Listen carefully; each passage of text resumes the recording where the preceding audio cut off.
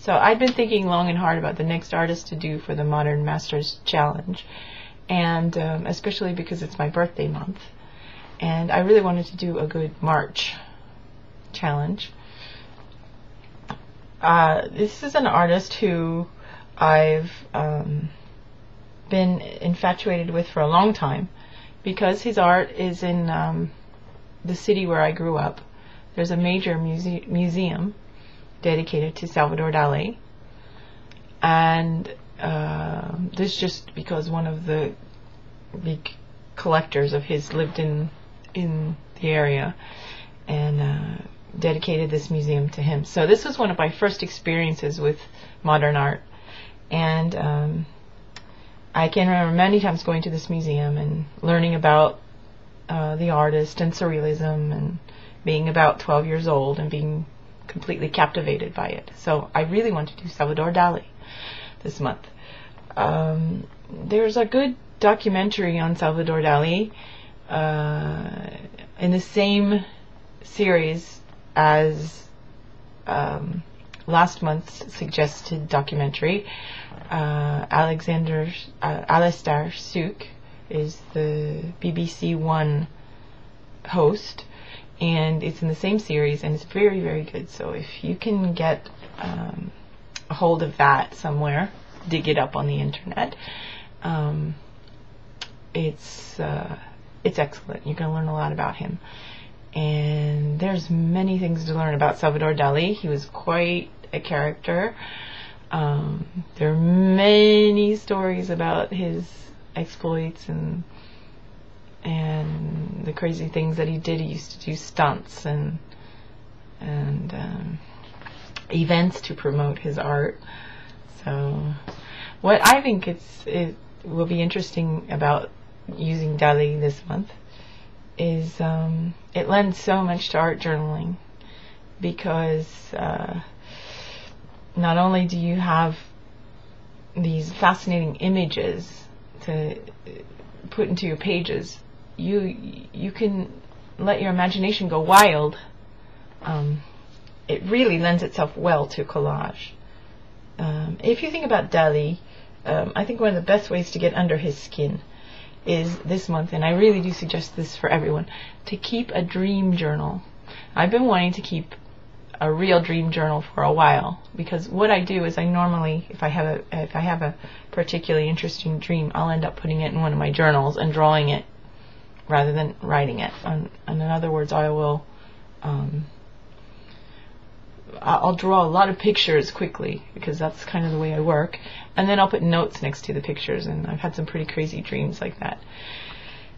And looking back through my journal recently, I was thinking, oh my goodness, that's a lot like Salvadore Dali painting. And I think that's where surrealism steals a lot of its ideas from the dream world. This kind of cloudy, fuzzy world where you can be superhuman and do many, many things. So if you keep a dream journal this month and try to at least do 1 or 2 journal pages from a dream.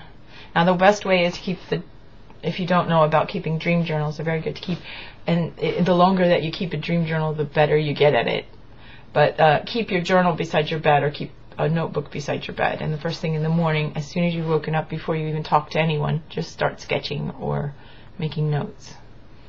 And then based on that, maybe you do some journal pages. So Dali, it's a wonderful world to enter into. He and his surrealist partners in crime just did amazing art that just takes you to another dimension. The female version of this is sort of Frida Kahlo. I don't know if any of you have looked through her stuff. I know there's a lot of fans of Frida Kahlo around, especially, well, I'm one of them. I didn't want to use Frida Kahlo right away because I'm kind of saving her for another month. But if you know her work, that will put you sort of in a feminine version, if you can't really identify with Dali, of what a surrealist is. She was not necessarily a surrealist. She didn't call herself a surrealist, but it's obvious when you look at most of her work. It's kind of dreamy and it's definitely another dimension. So maybe that will help you too if you kind of channel her. If you're a woman, it might be easier for you to channel Frida Kahlo. And if you're having a really difficult time doing all this channeling thing and dream stuff and kooky woo-woo stuff, maybe you just steal the images directly from Dali himself. The melting clocks. What an amazing idea is to take time and just consider it as a fluid thing. Just what is time actually? You know, I've been watching a few documentaries on this sort of life after death thing, and that's kind of my thing. Maybe you don't believe in it, but it doesn't matter. That's my thing.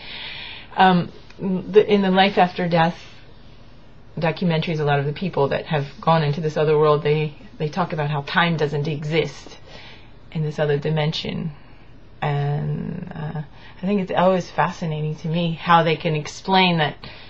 This concept that we have of time on Earth, it just doesn't exist in the greater sense of the universe. And Dali, he toyed with that a lot with his clocks. What is time actually? And you can do that too. You can take this idea, this clock, and doing different things with it to represent the idea that time is just really abstract and not real. And so there's a lot of ideas. He did some crazy stuff. He built.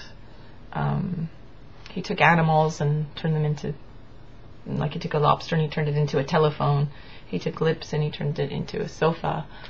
So you can do that visually with taking one element and putting it on another and turning it into something else. And there's so many ideas. Anyway, this is going to be fun, and we're going to have some really interesting masterpieces, I think, this month. The other thing, one more thing, one of the first things I did last month when I was kind of toying with the idea of doing Dali, I sort of do these challenges along with you, but at the same time I test them out maybe a month or so before.